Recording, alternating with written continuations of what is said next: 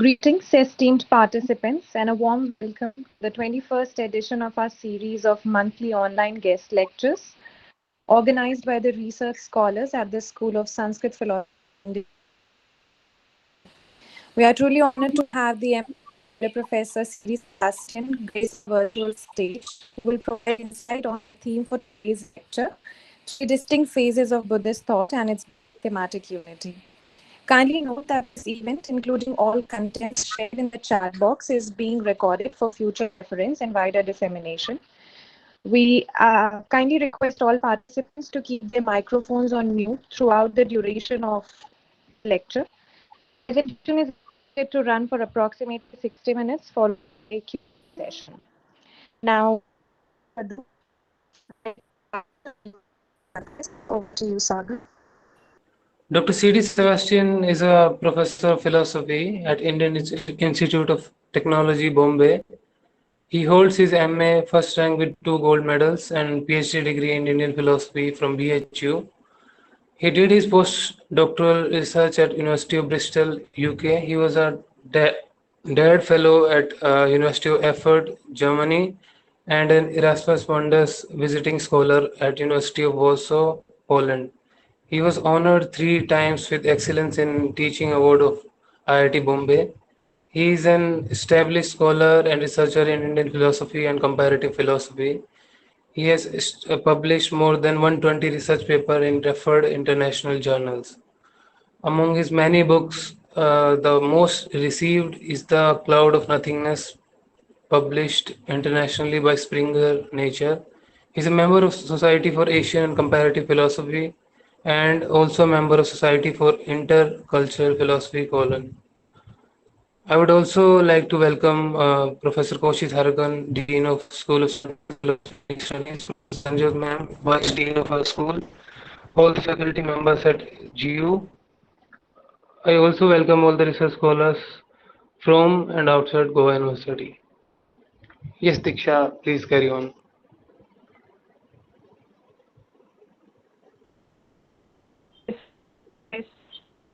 Professor to kindly continue the presentation. Can you see my paper on the screen? Yeah, Yes, we can Professor. see you. Yeah. Thank you, Professor Koshit Haragan, Professor Sanjot Vermaker, Dr. Walter, friends, and research scholars. I'm grateful to you for inviting me to give this talk on this Friday, the last Friday of August. And I presume that my audience is PhD scholars. So take it in that sense that I'm talking to the scholars. And I appreciate Vidya's persistent communication and thank Vidya for giving me an opportunity to speak to you. And I know Professor Koshit Haragan for last quarter of a century now, almost. And Professor Sanjot Vermaker, yes, whenever I used to come to Goa and part of many other programs, I used to meet. And Walter remained here in this campus for some years. So all of you are familiar, and your department and campus is familiar to me. So I feel that I'm there with you. I will read out my paper so that you can catch every word what I want to say. Besides that, this is also part of a larger project of mine, part of a Buddhist philosophical text. And you said well-written paper. I do not know well written or not. So we go with the passage. Can you see the paper moving, Vidya? Yes, Professor. We can see. Yes. We can see. It's moving. Yeah, okay. So you see the two traditions I have mentioned. Let me just spell out. India has two traditions. If you really search the annals of Indian philosophical history, there are two traditions. One finds that there are two traditions in philosophical culture and religious heritage. the Rishi tradition of the Vedic people and the Muni tradition of the non-Vedic people. I emphasize this one, the Vedic people and non-Vedic people. The Muni tradition is also known as the Shramana Parampara. The Muni tradition gives importance to the order of recluse or the sannyasins. Scholars have tried to analyze the cause of popularity of sannyasins in Indian tradition, and they point out that the recluse was the indigenous order of non-believers in the Vedic people and their tradition. This is important. The Shramanas, the Munis, the indigenous order of non-believers in the Vedic tradition. And I quote, it seems the non-believers had already made their appearance in the Rig Veda, but by the time of the Upanishads, they had been incorporated into the Vedic tradition as forest dwellers and ascetics. Unquote. Further, it has been argued that the renunciation may have been common among those not identified with the Vedic society, and the Yatis, Munis, and Shramanas are quoted as among the earliest pronouncers. Why I say so? In the Rishi tradition, Vedic rishis all were married, whereas the Muni tradition, they were not married. They did not have a household. And we have a sufficient proof for that. And the Yatis, Munis, and the Shramanas, they were the renouncers, moving the forest, doing a hermitage, living a hermitage life, and they had their own sannyas. Then come back to that passage. There occurred a coexistence of the rishis and munis, and the Muni tradition of the non-Vedic people, I quote, found its way into the Aryan society by being accepted as the order of the recluse. Thus, it would seem that the ashramas, especially the last two, which are Vanaprastha and Sannyas, were constituted to accommodate the inquisitive and Protestant forest hermits and wandering ascetics into Upanishadic society, unquote.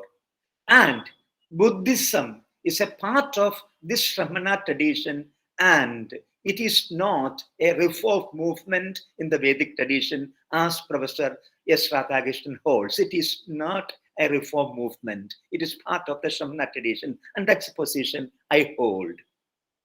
Then let us come to the genesis of the Buddhist philosophical trajectory. As we know, Siddhartha Gautama, 564 to 484 BC or 82 BC, became Gautama Buddha and taught us the path of nirvana. The Buddhist tradition, which is denial of substance, Atman, a permanent, enduring essence of the things, Atman, and all that implies in it, is opposed to the Upanishadic tradition.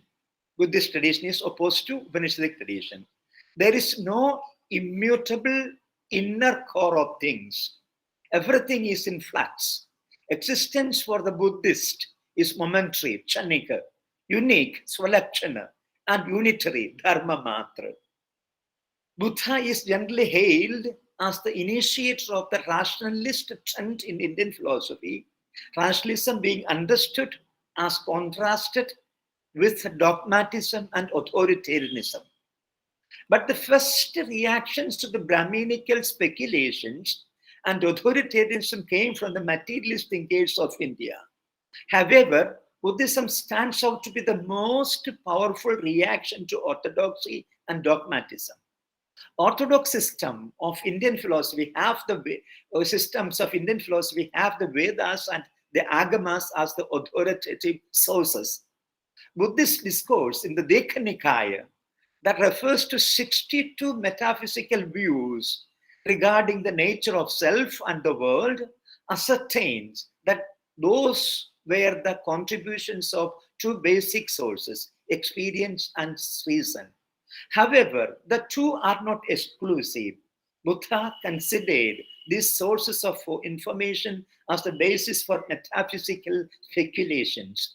He referred to and characterized the metaphysical speculations as adi uttipada, which would simply mean overstatement.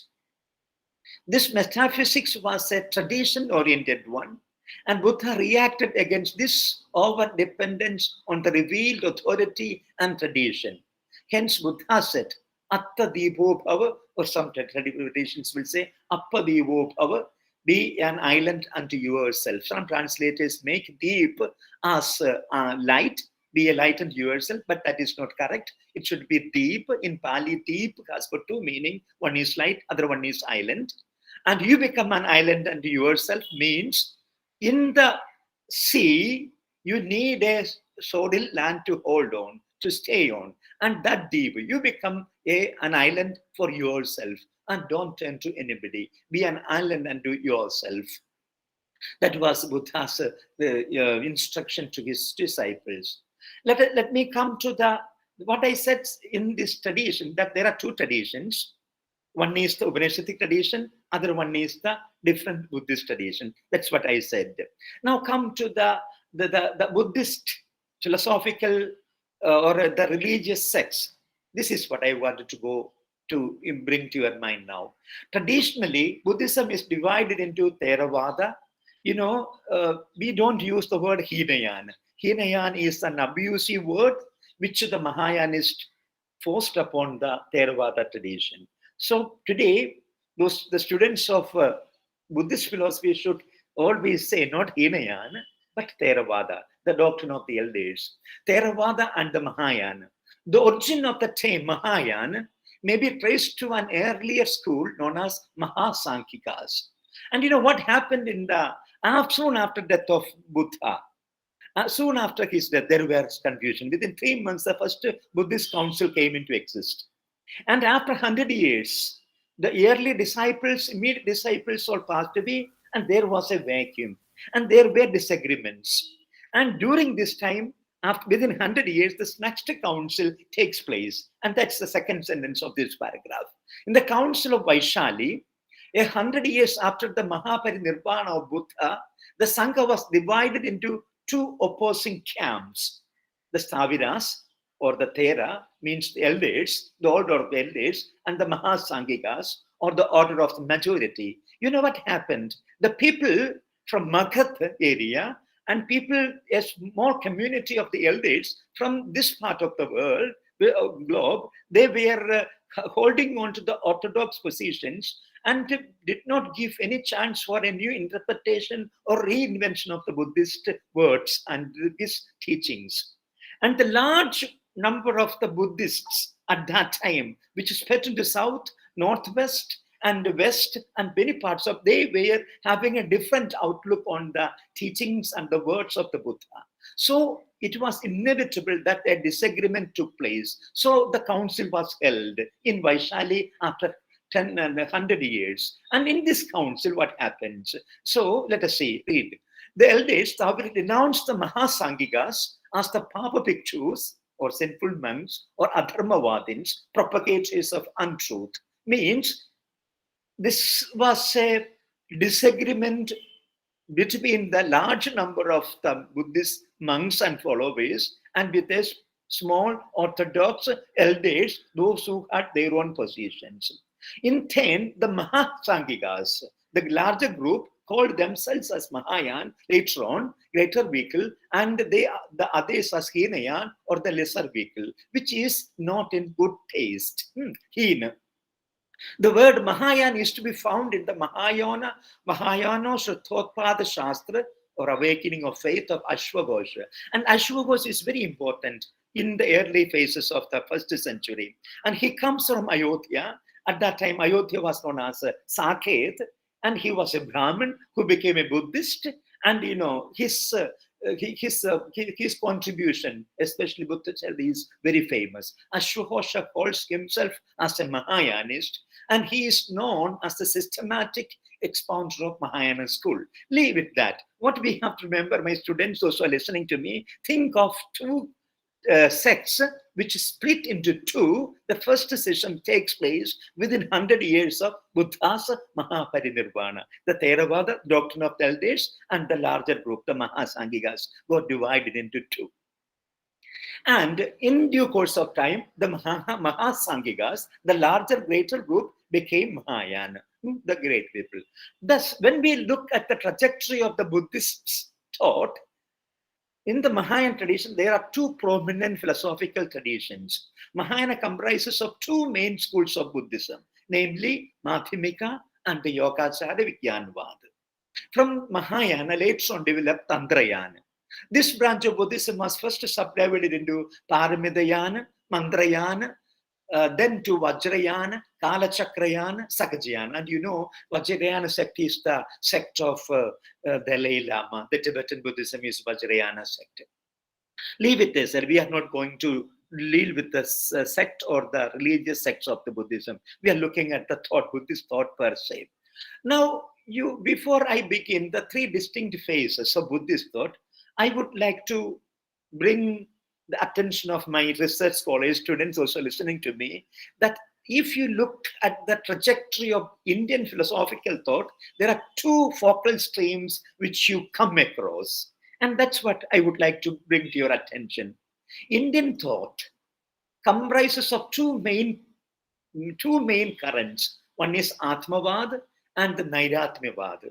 Atmavad, the substantialist view, is of the Upanishadic tradition, and Nairatmyavad, which is the model view, is of the Buddhist tradition. And these two clear-cut currents you could see in Indian philosophical traditions, Atmavad and Nairatmyavad. It is also known as Anatmavad. One having its source in the Atma doctrine of the Upanishads, and the other, the Anatma doctrine of the Buddha. The Upanishads and the systems following Brahminical tradition conceive reality on the pattern of inner core or soul or Atman, which is immutable in spite of the change and impermanence. Na jayate mrete va kachachit najam putha pautana poyaga. Ajo nityam shashvadoyam na hanyade hanyamane sharire. There is something which is always permanent, that is unborn, it is eternal, and that's it. This is the Upanishadic tradition. This can be called the substance view of reality, which is the Atmavad, Atma traditions of the Upanishadic philosophy. The Atman is the very pivot of the metaphysics, epistemology, and ethics in these systems. The next current of Indian philosophical tradition, the Buddhist denial of substance, inner core of things, which is Atman, and all that it implies represents the other tradition. There is no immutable inner core of things.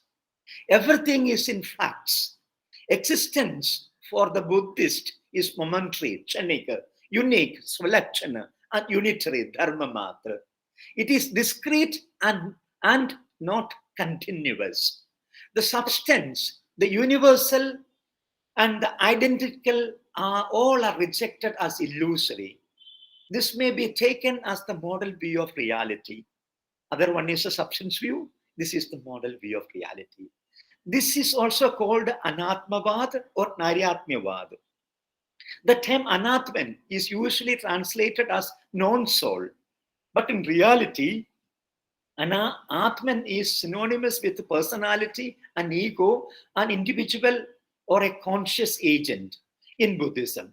The underlying idea is that whatsoever be implied by these names, it is not a real ultimate fact.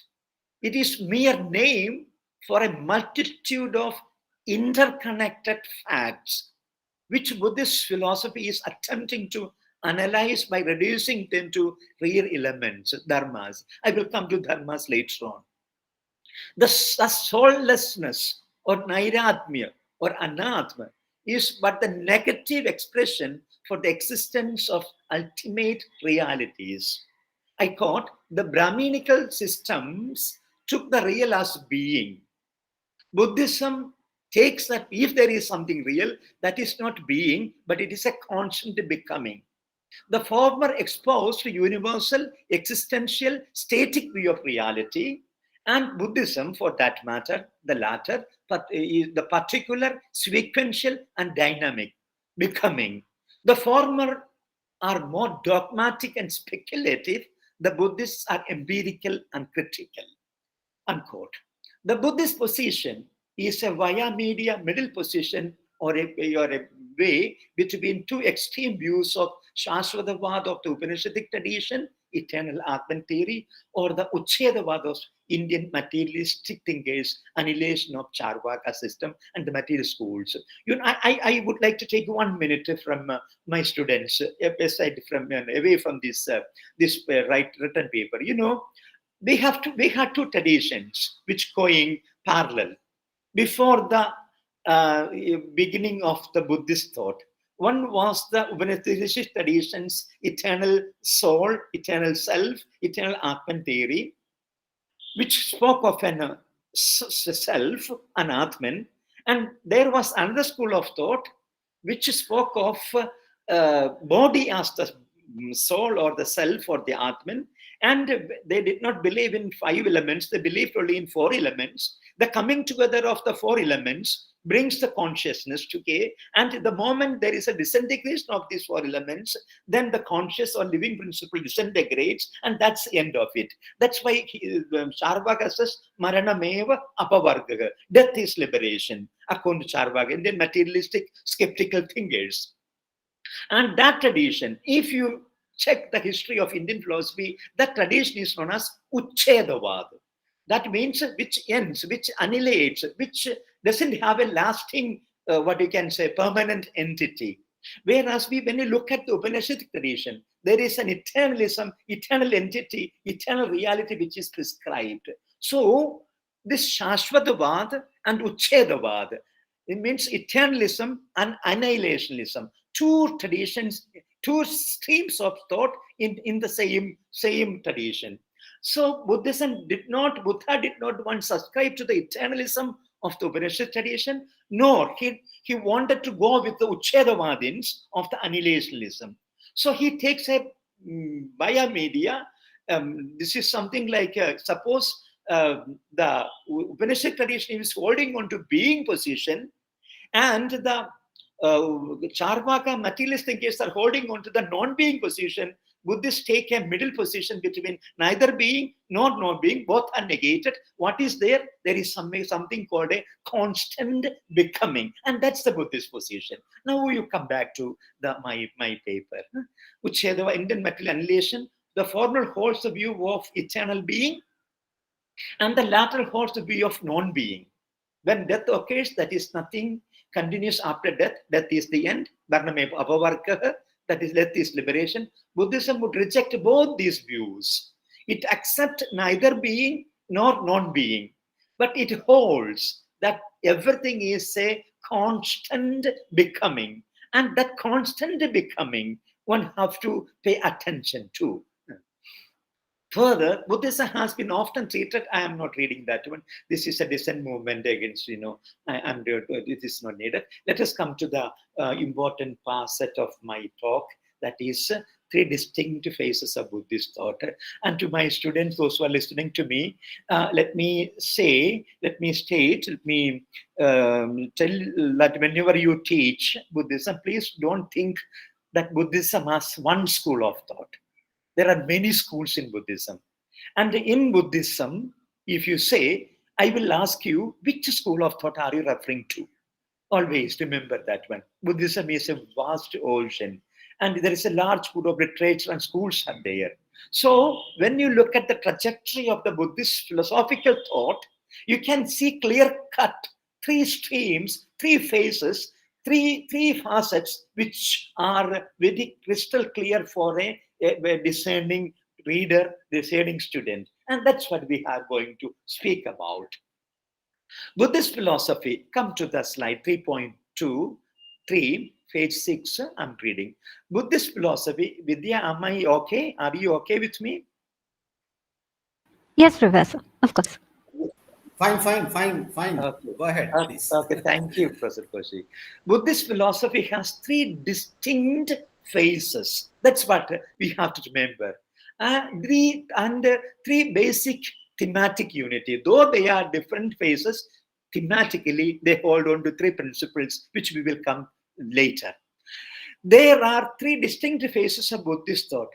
Firstly, the realistic phase. You will see a realistic phase, a realism in Buddhism in the phase. Secondly, a critical phase. And thirdly, an idealistic phase. These three phases, realism, criticism, and idealism. And this is mark of Buddhist philosophical trajectory. And what is the realistic phase? The Ābhidharmika Buddhism. Ābhidharmika Buddhism means, for my students, when we speak of Ābhidharmika tradition, it speaks of the philosophical schools of the early Buddhism. And there were 18 schools of early Buddhist philosophy, 18 schools. And the most representative of those we study in our universities are Sarvastivada and Sautrantika. But there are other schools of thought also. And they were in a way realistic positions. For them, you are the real, I am real, individual things, entities are real. A realistic position. And that's what we will come to that one. Realistic phase, that is the Ābhidharmika. And please remember, whenever you hear, when a Buddhist teacher or a writer is speaking of the Ābhidharmika tradition, it's mainly about the philosophical tradition. And you may also hear when people speaking of Nikaya Buddhism. When they speak of Nikaya Buddhism, it means the literary, the scriptural traditions of the Buddhists. Means there are 5 Nikayas in the Sutta Pitaka, 5 Nikayas, and those 5 Nikayas guys have contributed much to the philosophy, where Sutta, the Buddha's vachana, Buddha's word is important. All the suttas, if you take the Pali canon, we have Tipitaka, Vinaya Pitaka, Sutta Pitaka, and Abhidhamma Pitaka. Or in Sanskrit, Vinaya Pitaka, Sutra Pitaka, and Ābhidharma Pitaka. And Sutta Pitaka, there are 5 Nikayas, 5 divisions, and that is the original Buddha Vacana, the word of the Buddha. And scholars also give emphasis to the original words of the Buddha.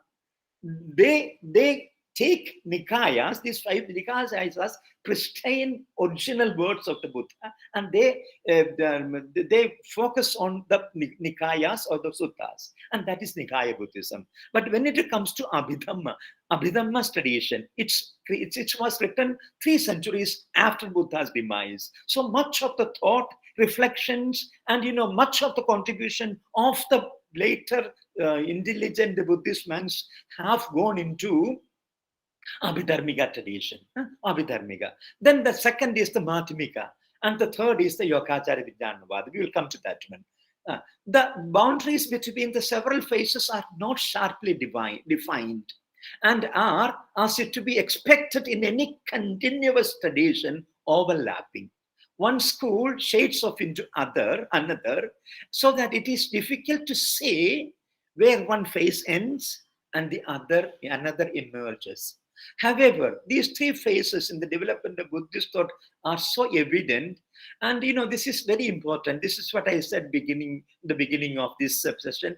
No one single school of Buddhism can claim to represent the essential unalloyed tradition.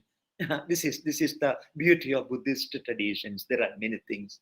Well, let us come to the first phase of the Buddhist thought, the early realistic phase, the Ābhidharmika tradition, which are the Sarvastivada and its sister schools, constitute the early realistic phase of Buddhism.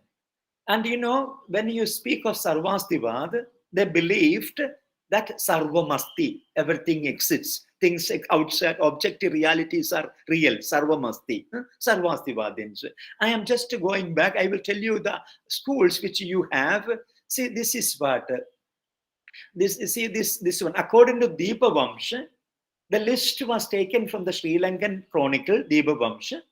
That is sometime around 200 AD, and Mahavamsha, 400 AD. They give the early schools of the sister schools of the Sarvastivada and Sautrantika. Which are they? They are Mahishasaka, Sarvastivada, Kashipiya, Shankarantika, Sautrantika, Dharmakuptaka, Vatsiputriya, Dharmotriya, Bhadrayanika, Sankarika, and Sammatiya. And Nagarjuna lived in the 11th one, Sammatiya monastery. And there was no difference between Mahāyāna and Theravāda in the initial stages of the 1st century AD. These all were living together, but the traditions were different. And you know, that Sisham, I have first Sisham, third Sisham, second Sisham I have mentioned.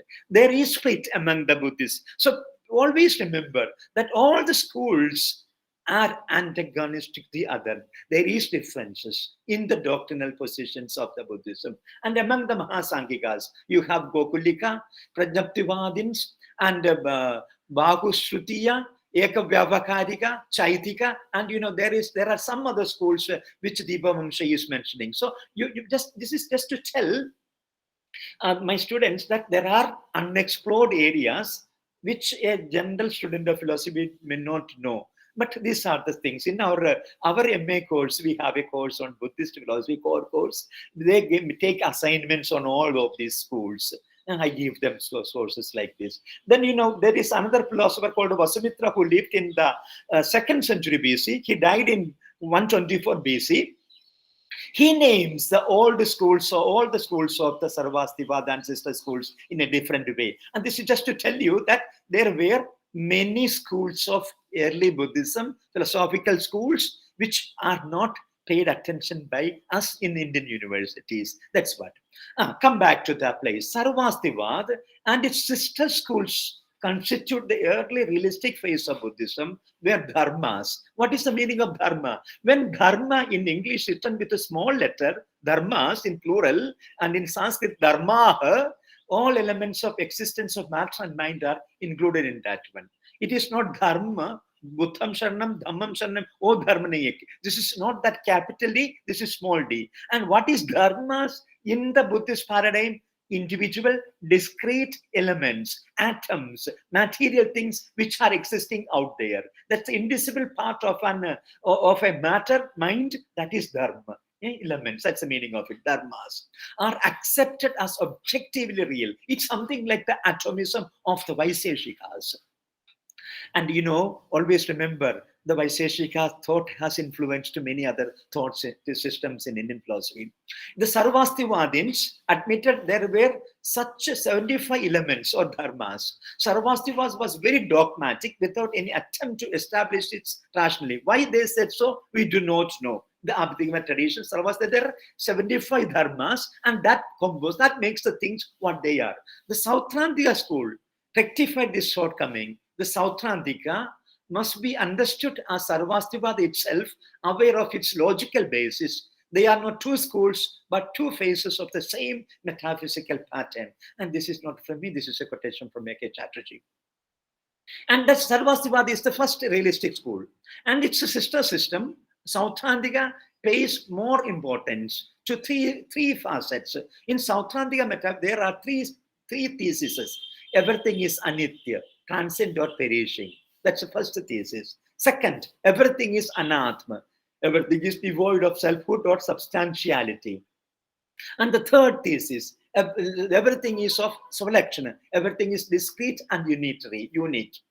According to Sautrantika, anitya means that all real things' existence cannot be permanent. The criterion for reality's existence is causal efficiency. And this is an important doctrine in the Indian School of Indian Philosophy, particularly in Buddhist philosophy. Arthakriya karitva means, causal efficiency. Suppose you want to call a thing as a thing, it should fulfill its efficiency. Suppose I wanted to call a knife as a knife, it should be able to cut. Suppose I wanted to call a fire as fire, it should be efficient to burn. So Arthakriya Khaditva means the efficiency or causal efficiency is the mark of reality. And if that is the case, so to have efficiency, it means to change. That's their main doctrine. If you say that something is efficient, that means it is not static. A mango seed is efficient when a mango sprout and a mango tree comes out of that one. That means mango seed doesn't remain a seed perennially. To have efficiency means to change. That means the real is momentary. That's their basic doctrine. Again, according to Sautrantika, Atman implies that everything is devoid of selfhood or substantiality. The substance and the whole are unintelligible categories. Whatever sense perceives is discrete sense datum. The substance, therefore, is only name which is given to a collection of sense data. The latter are all really particular and distinct. You know what is really real? Individual existence, individual trees, individual mango trees, individual mango seeds. They are distinct and they are particular, and that is real.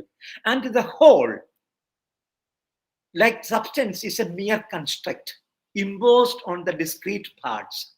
This is their second anatma that come to Solekshana. And the third thesis of the Sautrantika is the Solekshana. That means the concept of universal is only a thought construct. And Buddhism believes in nominalism. There is no universal. There are only particulars. They are thought construct, and that is known as vikalpa. Only the particular is given. An element of existence, a dharma, is momentary and utterly discrete. It exists in itself, Solekshana, separately from everything else. A whole is a mere name, since it is nothing apart from its parts. Sannivesha Parikalpa. The logic or the metaphysics of Sautrantika school is very significant that it paved way for the later Mahāyānistic developments in the Buddhist thought. The transition from the realistic to the critical and the idealistic Mahāyāna was made possible only by the Sautrantika analysis of experience. And you know, before I go ahead with the next phase of thought, I would like to tell my students why this is, why they emphasize on particulars. Whatever is efficient is only particulars, individuals, individual entities, and they are against the universal. Yeah, I give you an example. Suppose you say Indian womanhood, Bharatiya Nari, Bharatiya Naritva. And for a Buddhist, there isn't anything an Indian womanhood. The experience of a woman in IIT Bombay is different from the experience of a person who goes for menial jobs, a woman who is working in the household things. Her experience is something different. And there is no universal Indian womanhood. What is real experiences of life is individual experiences. And they cannot make a universal construction of that entity.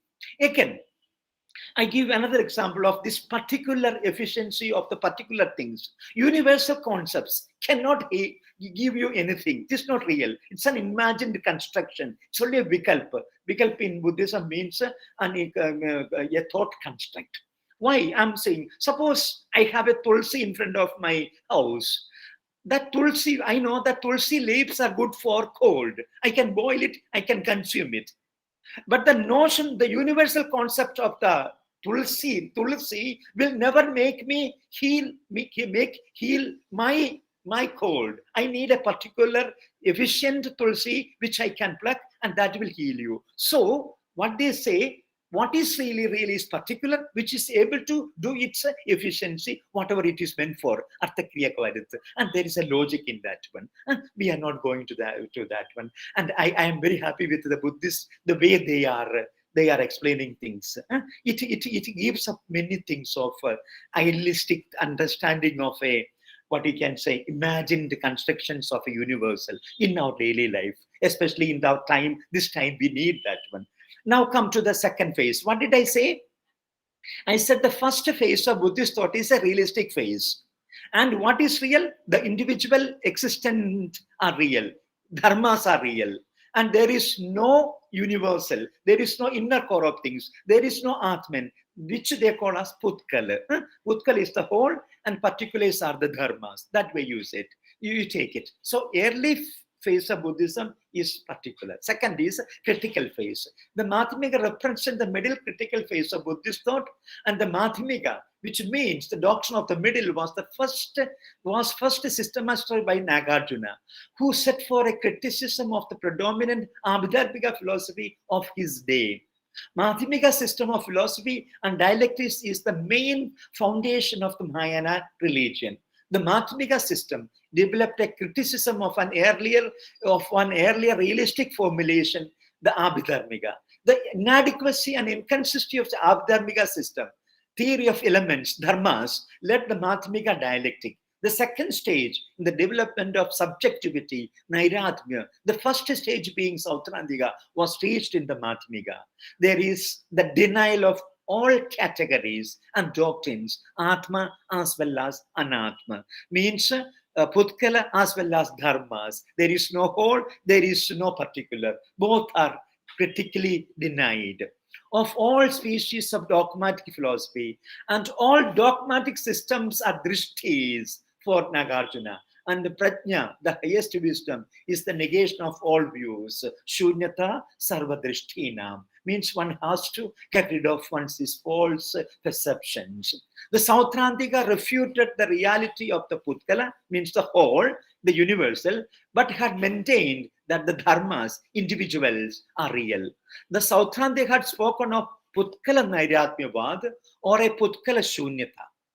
The Madhyamika sharpens the logic of Śūnyatā, already begun half-heartedly by the Sautrantika, and extends it so as to cover even so-called momentary reals, even Dharma Śūnyatā. Even the momentary that are also negated. That becomes Putkala Śūnya and Dharma Śūnya. The Ābhidharmika, underlined part, Ābhidharmika had catalogued and enumerated dharmas into 75. The Sautrantika reduced them to 43, and the Madhyamika takes next logical step by bringing them to 0. Means there is no dharma, there is no Putkala, Dharma Śūnyatā. The logical extension of Putkala Śūnyatā is Sarva Śūnyatā. Thus, for Madhyamika, the whole is unreal, Putkala Nairatmya, and also the discrete momentary elements are unreal, Dharma Nairatmya. Every category of thought is infected with the relativity as it is, therefore void of reality. I'll come to that a little more. Madhyamika dialectic has its origin in Buddha. There were well-known questions which Buddha declared to be avyakrita, inexpressible. Buddha's silence made Nagarjuna to ponder deeply, and he came to the conclusion that reason Buddha studied silence to the fundamental philosophical, metaphysical questions was that reality was transcendent thought and verbal constructions. And the purpose of dialectics was to disprove the views advanced by others and not to prove any view of one's own. It has directed against the dogmatics and rationalists who maintain the definite view about reality. It had also some indication to those who understood this dialectics. That is, empirical reality is a realm of relativity, and an entity is Shunya or Nisvabhava, devoid of independent reality. One can comprehend reality only by rising above the logical thought, that is, plane of prajna, where reality can be expressed in terms of is or is not. You know, let me take my students into something pertinent to the Nagarjunian Madhyamika thought. That's the second phase. What happens the moment you speak of East? East is a thought construct according to. There is no East. Eastness you cannot see. You will construct Eastness in relation to West. If West is not constructed, you cannot construct East.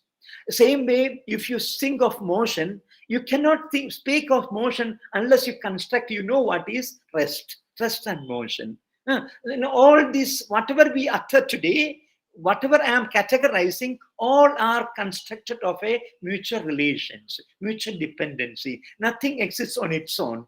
If it doesn't exist on its own, it lacks the essentiality. It doesn't have the essence. That's the Madhyamika position. Am I speaking too much? Should I wind up now, Vidya? No, Professor, you have another half an hour or so. Okay, perfect. Thank you. So please remember, Madhyamika is my area of interest, if you want to say specialization. And just to know what he is speaking is whatever you experience in life is mutually dependent experiences. Nothing has an essence of its own. That's the Madhyamika critical phase. If the early phase, the realistic phase, denied the substance or the whole, and they clinged on to the individual discrete elements, and they said dharmas are real, the realistic thinking, Nagarjuna comes and negates even that. Dharmas are unreal as Putkalas are unreal. because these are mutually constructed things and there isn't anything like that. And it's a negation, it's a Śūnyatā, and it is not nihilism. I have mentioned, and it's whatever he says is everything is in the world is nothing but universal relativity. There is something which you see as mutually dependently originated. And what Nagarjuna will say, if this universal relativity of things, which he calls as Pratītya-samutpāda, mutual dependence of things, we will know that there is no inner core, inner essence of things. So Nagarjuna speaks an anti-essentialist position in Indian philosophy. And our enterprise is to realize that one. And that is the philosophical therapeutic method which Nagarjuna is bringing in his Madhyamika tradition, which is the critical phase of the Buddhist thought. I said the first phase is realistic phase, and the second phase is a critical phase where criticism is the only mark, nothing other than. He doesn't hold on to anything. Now come to the third phase of Buddhist thought. This is again a different phase of Buddhist thought. As trajectory, Nagarjuna's time is 2nd century AD. Nagarjuna's time ends. Then Maitreya, Asanga, Vasubandhu.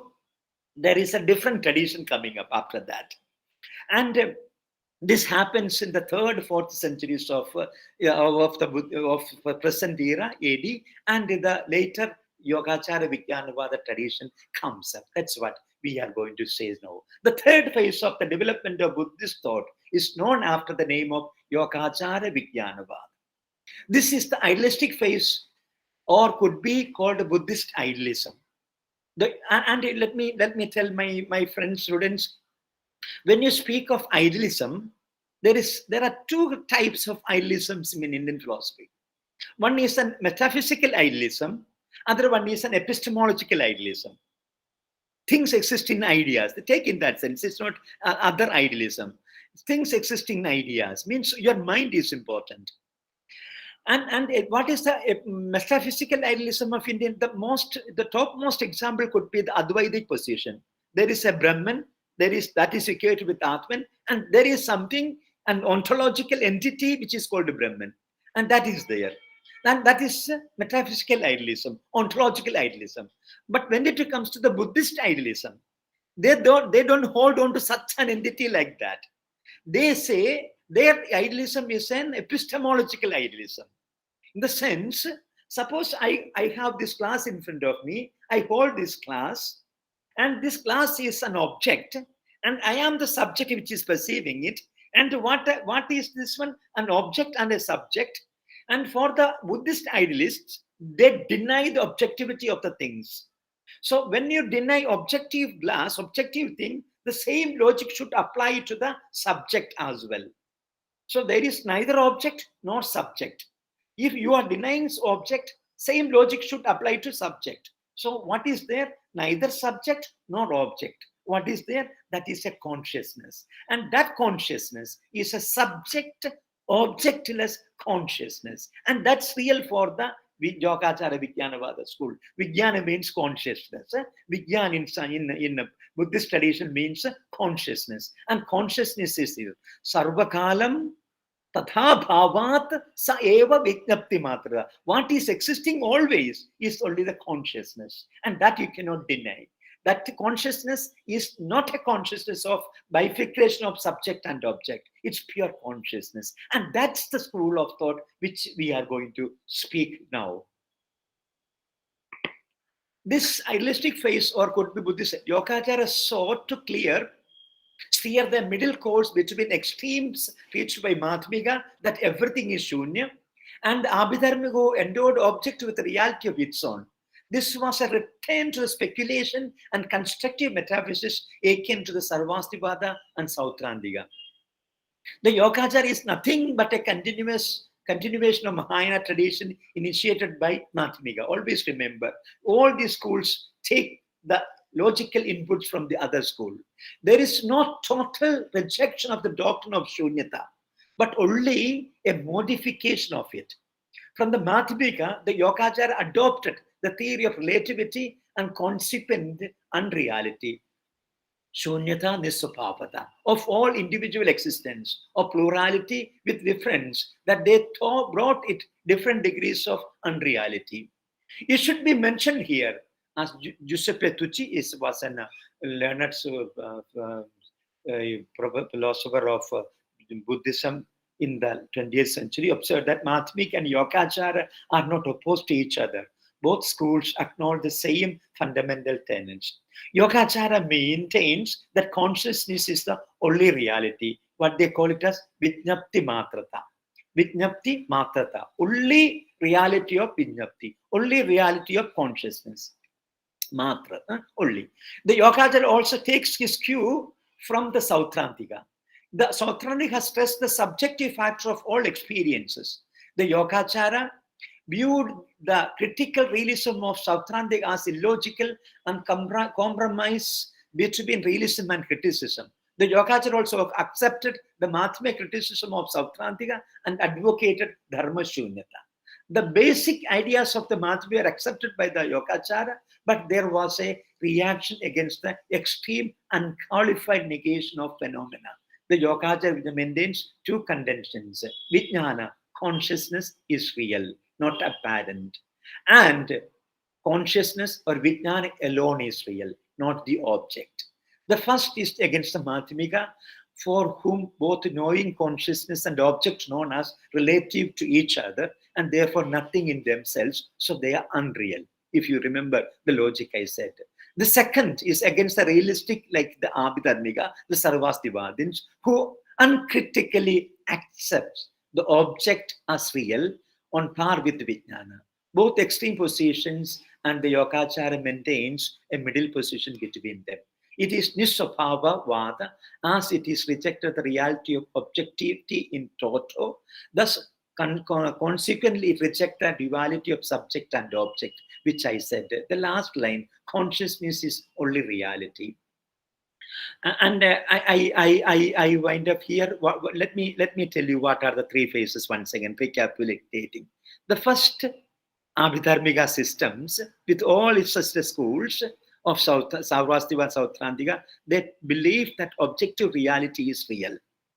There is no inner core of things. The subjective Atman is unreal.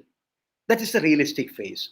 But when it comes to the Nagarjuna's second phase of Buddhist thought, it's a criticism of all the views, not holding on to anything, and that's the critical phase. And who is the most important philosopher of this critical phase? That is Nagarjuna. At least remember the name of Nagarjuna. He is the topmost philosopher of this school. Then philosophy again travels, the trajectory goes on. The third phase is an idealistic phase. How and what you don't no need of remembering, but remember that there is an idealistic phase where the emphasis on a subject objectless consciousness. In Vasubandhu, in his Timshika will say, Grahya Dvaya Shunya. There is no object, there is no subject, and these two realities are shunya, that are negated, only pure consciousness. And that consciousness they uphold. And that's why it is labeled as idealism. So these are the three currents in Buddhist philosophy. And let me tell you who are the most prominent philosophers in the Buddhist idealistic phase, Yogācāra and Vijñānavāda. These are taken together. Yogācāra, the pure idealism, pure consciousness theories of Maitreya, Asanga, and Vasubandhu. Vasubandhu's name is the topmost.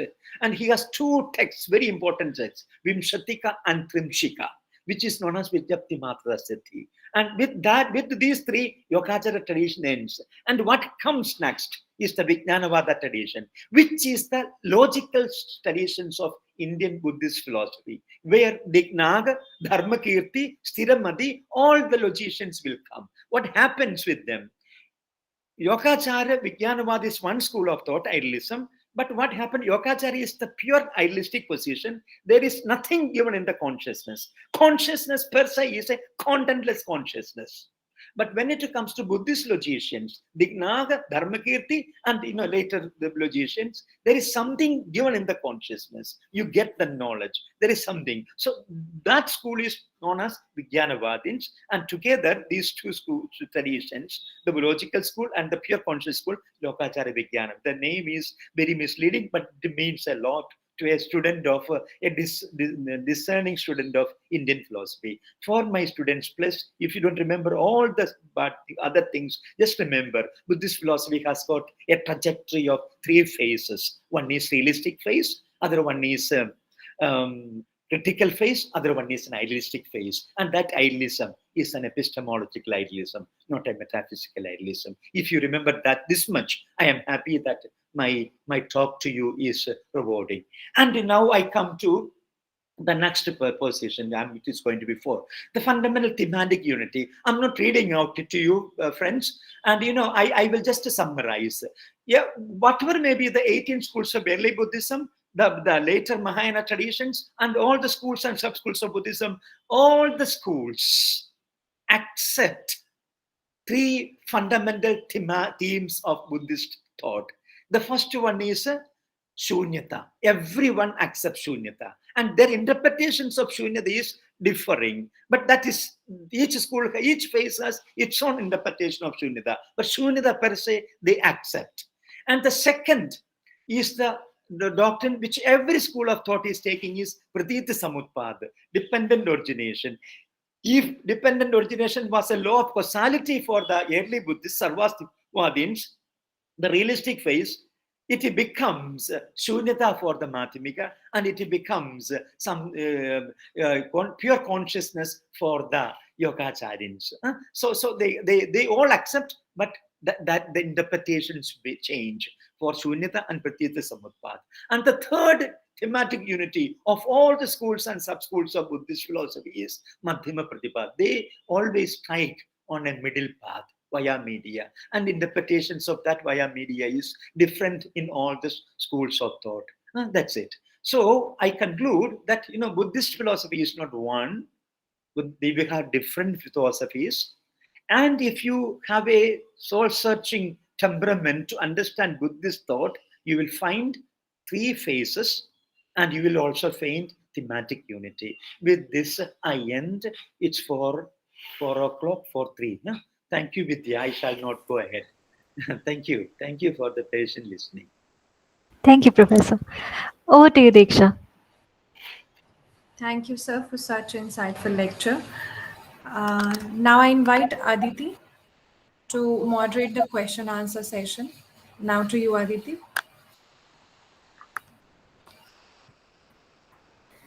Thank you, sir, for such an illuminating talk. And also, I might add, for a crash course on how to write a paper. Now the floor is open for questions. You can raise your hand to ask a question or drop it in the chat box.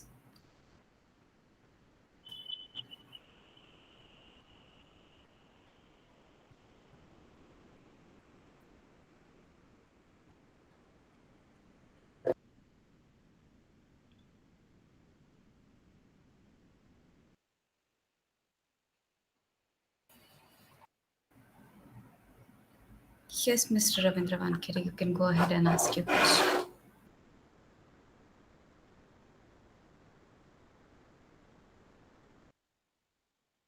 Good afternoon to all. Namaste. Hello. Hello. I can hear you, Devin. Yes, sir. Sir, you mentioned in Buddhism there is Śūnyatā. No. And in Hinduism there is a Advaita Vedanta, there is Brahman. So are these two are equivalent, Brahman and Śūnyatā? You see, Śūnyatā is a concept, and it is not a theory, Vāda. And some places we call, in I think C.D. Sharma or some texts they mention Śūnyavāda. This is not a Vāda. Okay. Nagarjuna says that na mama pratikna. I don't have a stand of my own. This is not a Vāda. But what is important is Śūnyatā is a Śūnyatā sarvadrishtina. And if you know if you know things are existing in mutual relations, in dependency, and that is Śūnyatā for Nagarjuna.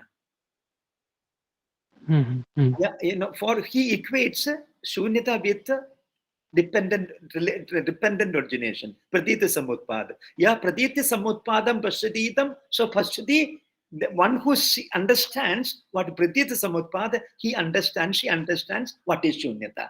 Means there is no essence of the things. But when it comes to the Advaitic position, there is an inner core essence of the things. And that Śūnyatā, I'm not sure whether you can equate with the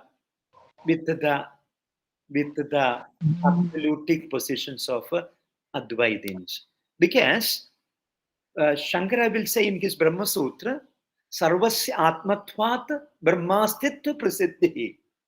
Your existence itself is a proof for the existence of that absolute Brahman. Okay? So there is an entity which is real, eternal, unending. I'm not sure whether Ravindra answered you. They are not one and the same.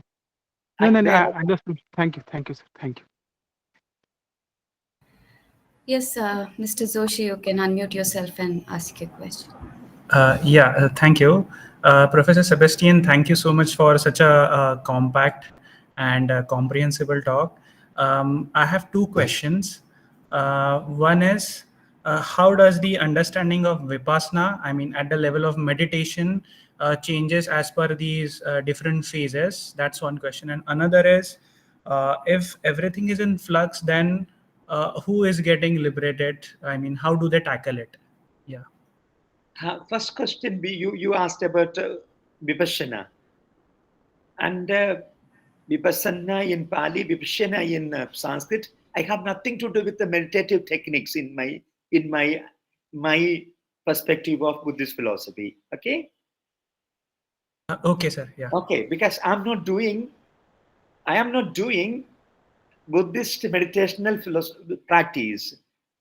My area of interest is Buddhist philosophy per se, where there is so much of analysis is involved. And there is so much of phenomenology and analysis involved, and I'm not into the Vipassana or the meditative techniques. That's one thing. Second thing, you said, if everything is changing, everything is constant flux, how and what, who is going to? That's what. If there is no essence of thing, how are you going to comprehend things? That's what your question, right? Who is getting nirvana? I mean, in that way. Yeah. See, this is not that there isn't anything. I explained it. Anatman doesn't mean that there isn't anything. But that is there. That's a constant becoming. There is no permanent, eternal entity as such. Yogendra is a constant becoming. It's not a being per se which is existed there. That's why Buddha even is against any essentialism. And if you know what is essentialism in Western philosophy, you will be able to grasp what the Buddhists are speaking about anti-essentialism or the constant becoming. Doesn't mean you are there. There are 5 sankhas. And if there is nothing which is enduring in the sense of not becoming to the next phase, then the entire Buddhist practice will be in vain. Who is going to be liberated? Who is going to attain nirvana? The Buddhist practices are all about something about the ultimate nirvana. But always remember one thing. This nirvana is, for the Buddhists, is not a stage which you achieve later on. That nirvana is here and now. You know what Nagarjuna says? Na sansarasya nirvanat kinchidasti visheshanam. Na nirvanasya sansarat kinchidasti visheshanam. Not even a slightest difference between sansar and nirvana. Similarly, that is the slightest difference between nirvana and sansar. And one who doesn't know that one he is not going to be realized. And again, Nagarjuna will say, Vyavaharam anasatya paramartho na deshade. If you are not living here and now, you are not going to be understanding what is Paramartha. And Paramartham anagamya nirvanam na adhigamyade. And if you don't know what is really real, you will never reach that understanding of nirvana. That means it is not a place where one reaches. It is not a thing which you are supposed to attain later on, but is here and now.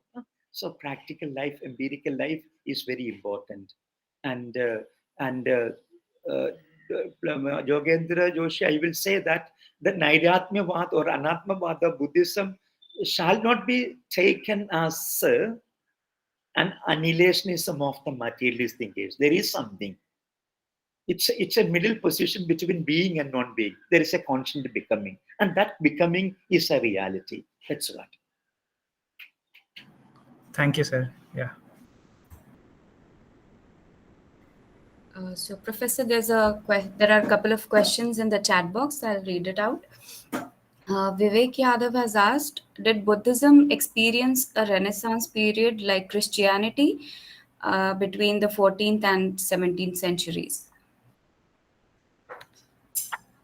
14th and 17th century of Renaissance, if something is happening, it is not happening in Indian soil. By 11th century, Buddhist philosophical schools all slowly disappeared from this subcontinent. And the Buddhist philosophy which emerged is in the northern Buddhist world. That is Mongolia, that is China, that is Korea, that Japanese. And they have their own. The entire Zen Buddhism is nothing but it is not the Renaissance or the enlightenment of the European continent. It is something of their own. They have their own interpretations. But in Indian soil, I do Sanskrit Buddhism. My specialization is not Chinese Buddhism or Japanese or Korean Zen Buddhism. I do texts in Sanskrit, not even Pali. I'm not an Ustad expert in Pali Buddhism. I do only those texts which are written in Sanskrit and do some studies. That's all. And Vivek, I will say there is no such Renaissance in India taking place among the Buddhists because we don't have Buddhists in the 14th to 17th century. Okay. I hope, Vivek, that answers your question. Ms. Nisha Daga has asked, within the doctrine of nirvana, is there any room for individuality or does it imply a complete dissolution of identity? Depends who is asking that one. Depends. Depends. Nisha Daga has asked this question. You see, it depends. But the Buddhist position is not one. If you go to the early Buddhist position, there is an individual liberation which is envisaged. Individual liberation. And one will get liberated through one's own effort. But when it comes to the Mahāyāna tradition, the individualistic liberation concept gets a communitarian societal understanding. The early Buddhism had the concept of arhat, individual, one who a holy life, which makes one to become a liberated being, nirvana, nibbana. But that is not the concept in the Mahayana Buddhism. When it comes to Mahayana Buddhists, there is no individual liberation possible. What is possible? Only a communitarian. That notion of bodhisattva ideal gets incarnated in the Buddhist texts. And who is a bodhisattva? Bodhisattva is that being who abnegates his own liberation for the sake of every sentient being. And he or she makes a vow. I will remain in this world as long as every sentient being gets liberated. And that bodhisattva's vow, and that bodhisattva doesn't look for her own or his own liberation. All of us should get liberated. There is a communitarian outlook which is envisaged in the Mahayana tradition. So, where one is, which school of thought one is looking at, then the paradigm changes. And Buddhists will never go for that individualistic thing. I do not know whether answer you. You had some. If you have something else, I can answer you, please. Any follow-up questions, Nisha ji?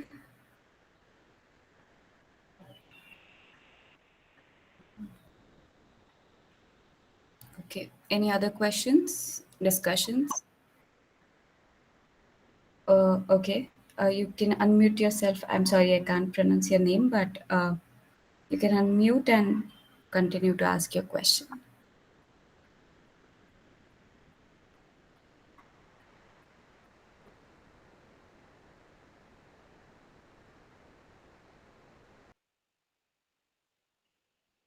Yes, good afternoon, sir. So, can you explain to me what is the ultimate truth and conventional truth? Like, I'm confusing between ultimate truth and conventional truth in Ābhidharmika tradition. Like, they believe reality object. So, can you explain what is ultimate truth and conventional truth? Who is this one? Huyen, you are the one. Yes, sir, I am here. Huyen, let us forget about the truth theories of the Buddhists, because the Ābhidharmika system has different understanding of truth, and the Mahāyānas have different understanding. What emphasize what I was giving is the objective reality of the things which is out there. That's what they hold on. Are you understanding, Huyen? Yes, I understood. That's the real reality as such is objectively real. Dharmas are real, but Putkal or the whole is unreal. That was what I was. The realistic position is that, Huyen. Early Buddhism, Ābhidharmika system, you name any school of thought, all of them take the individual things as real. And when it comes to truth theory, and the Paramartha and the Samvriddhi doesn't come there. It comes in the Mahāyāna much more profound than other traditions. And that also comes in Nagarjuna, in Madhyamika school of thought. So I would be happy if you inquire something more about the truth theory in the Madhyamika tradition, because that everything is centered on this truth, and not so much. Though they speak in the Ābhidharmika system, it's what is important for them is Putkala Shunya and Dharma Shunya. But when it comes to Nagarjuna paradigm, what is important is the truth.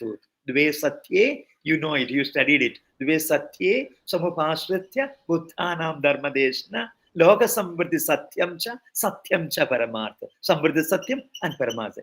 Yernayorne Vijñānandi, Vibhagam Satyordayoho, Te Tattvamna Vijñānandi, Gambhiram Buddha Shasane. And this is what. So this has got a different nuance in the Mahayana tradition, not so much in the early Buddhist tradition, I would say, though they hold on to the truth theory.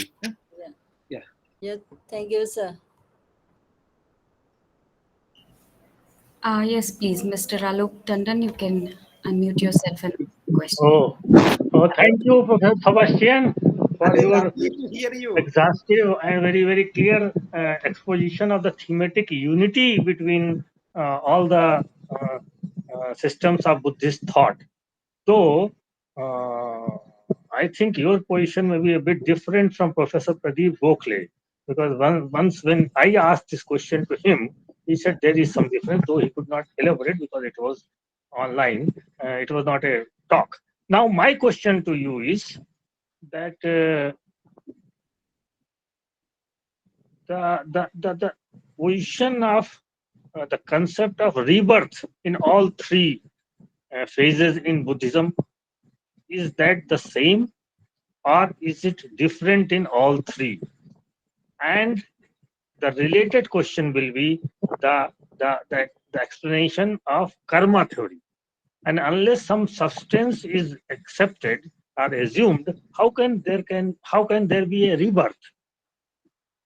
I think this is a very contentious issue in Buddhism, which Ambedkar later denied. So, how will you understand this rebirth theory in all the three phases of Buddhism? I will say that I will not have anything to add on the theory of karma in Buddhism, so it's very important. one thing, Professor Alok Tandonji. What I will say, there is a continuity, and I never spent my thought or time on the theory of karma in the Buddhist paradigm, Buddhist parlance. So I don't know how I will answer you. And if the traditional answers are there, which you are not happy to hear, what the traditionalists say. But within these three phases, especially when it comes to the Nagarjuna, there is a chapter in the Madhyamika, Agni Indhana Pariksha. But how things are getting transferred to others. And in that one, the moral agency is referred to. There is a moral agent. There is freedom. There is a moral agent. And one has to have one's recourse to that moral agency in a different way. And I will not be able to answer you about rebirth in these three phases of Buddhist thought. Because I know you wanted to hold on to a hardcore of things for your reincarnation. And Buddhists deny that.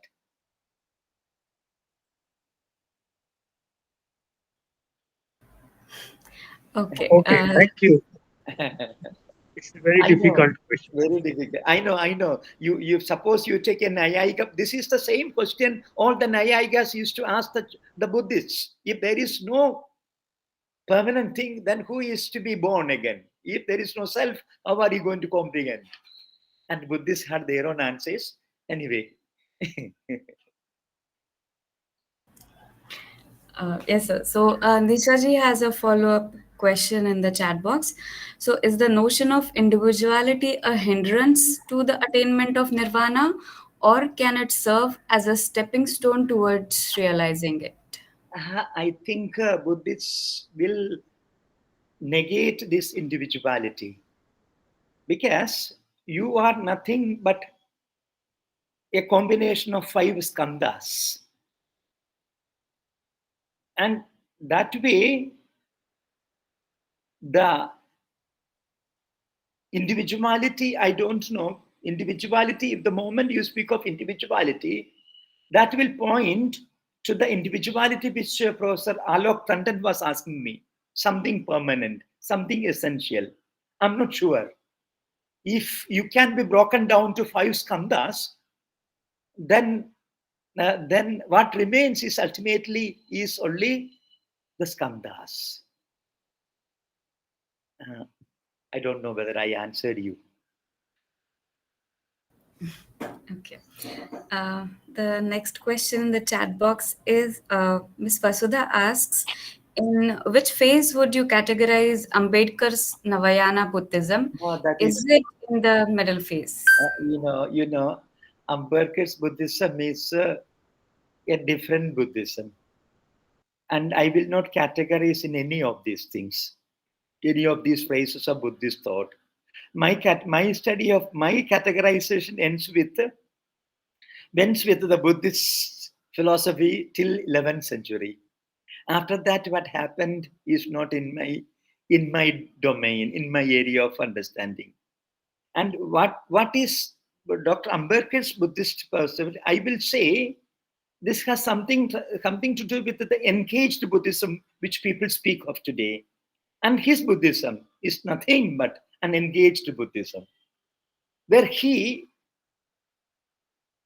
reinterprets or reinvents Buddhism in its engaged Buddhist paradigm. That's what I would say. This Buddhist, I think he is a realist in many sense. Ambedkar is a realist.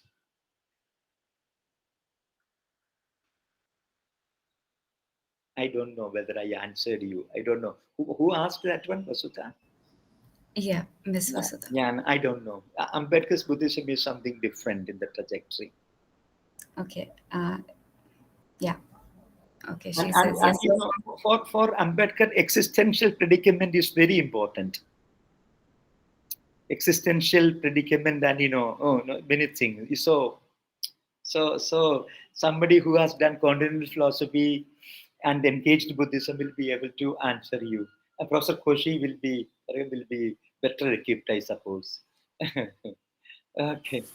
Vasudha can answer it better than me, actually.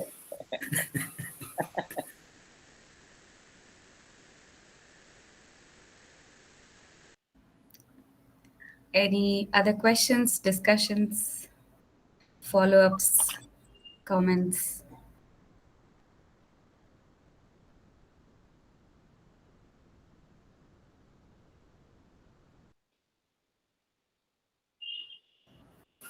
So just last one clarification, Professor Sebastian. Thank you so much for a very illuminating lecture. Much of the things that you have said earlier phase and the critical phase, all these subtle distinctions were not known to me even. And I'm sure, as you rightly said, our usual, way of teaching Buddhism at Indian universities do not pay much attention to that subtleties.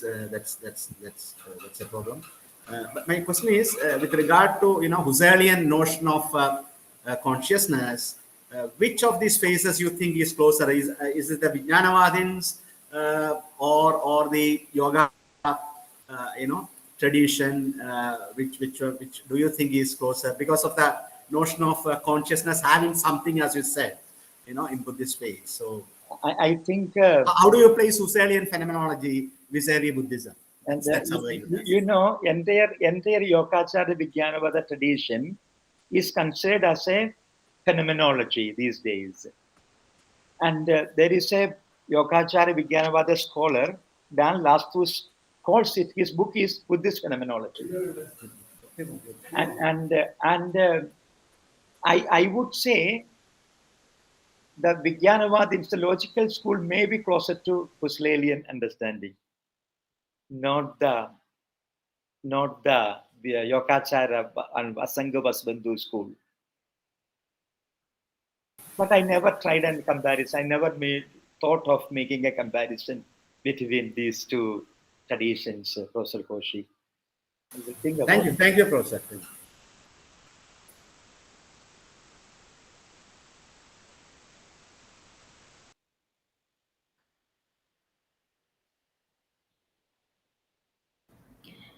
Okay.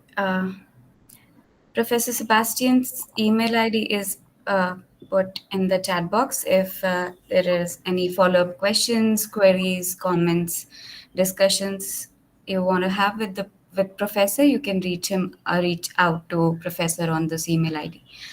Over to you, Diksha. Thank you, sir. Thank you, Professor. Thank you.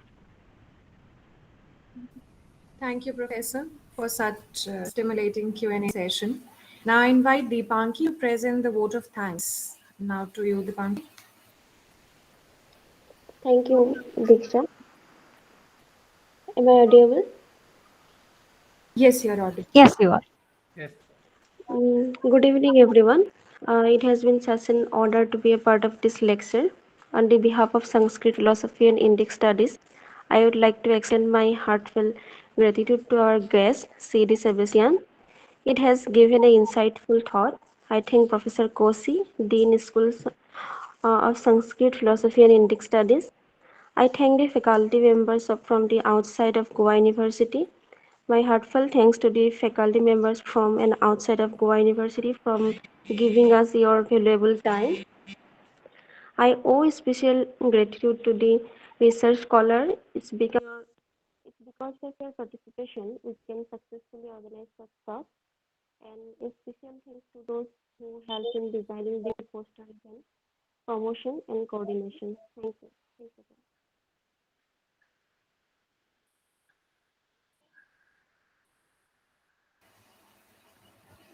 Thank you. Thank you, Deepanki.